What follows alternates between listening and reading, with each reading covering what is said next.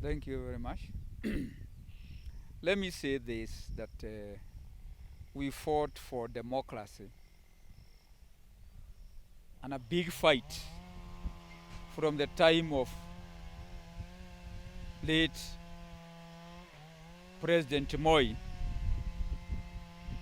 And we fought for the change of the constitution from that time, because that time Moi was the president, Moi was the judiciary, Moi was the IEBC, and Moi was the clerk in the court level. And we fought for democracy, and we persuaded Moi to accept change. And Moi agreed after a push. As we talk today, we have institutions, because we have the executive, we have the National Assembly or the Assembly, and we have the Judiciary.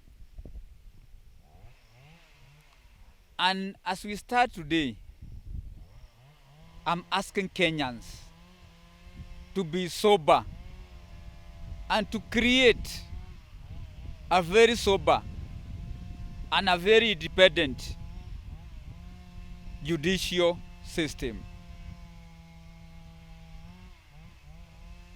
We have the IEBC. All the fights that have happened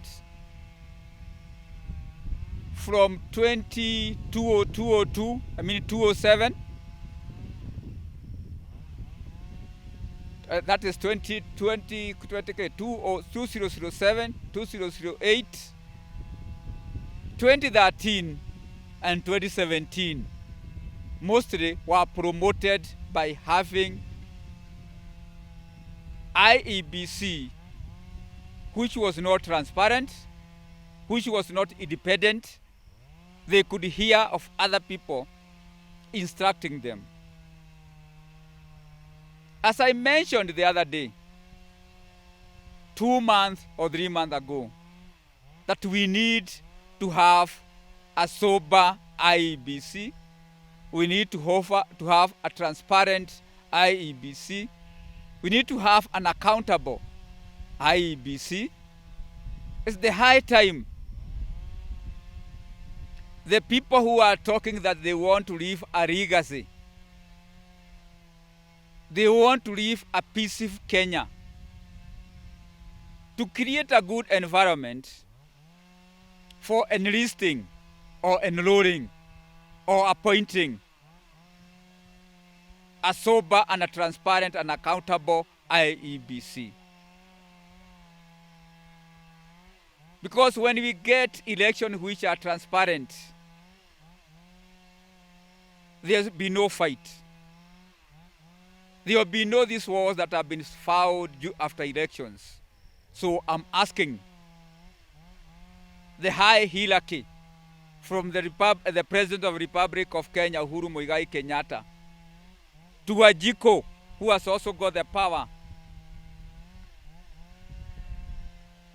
to create a IEBC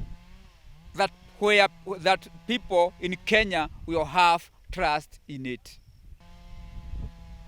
These are not transparent. They are not democratic by elections. Because it was not an issue of somebody who had been elected. It was an issue of people being given money to come out and vote for somebody. It was an issue of the machineries going down to the people and persuading them to elect somebody rather than giving their rights and electing their people in a democratic way. So I'm saying these have not been election because elections are systems which are put in a democratic way. So there's no democracy. There was no systems of IEBC. So we are asking, let's have a proper system of IEBC that people will have trust in. One, the powers that are there from the executive to parliament to the county assemblies, and having an IBC which is not properly constituted. A lot of loopholes are there. We have only 3 people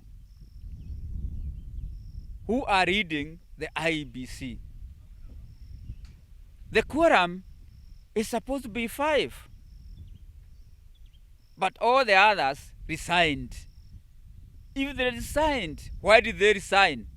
Because they had seen they are not doing the right things. They had seen there's no transparency in that system of IEBC. And it could have been better for the chairman of IEBC to have resigned with the 2 people for the country to be able to form a well-constituted IEBC. So we cannot rule out compromise. We cannot rule out other improper things happening through IEBC down to the returning officer, because there's no proper constitution from the top. We have seen elected leaders trying to do all manners of what we call political madness, maybe coming with guns that demonstration or shouting to them, or also trying to compromise the election. Maybe what do we need to do to One, there's a problem about these by-elections, because we have had by-elections before. We have seen even during Moi time there were by-elections like in Kipiripiri, where electrical polls were taken today for the by-election to happen 2 days later. But when the person was not elected, all the electrical polls were collected and taken back to power stations. We can see now that a governor can carry all the goons, storm a counting station or a polling station, and stop the process of IEBC.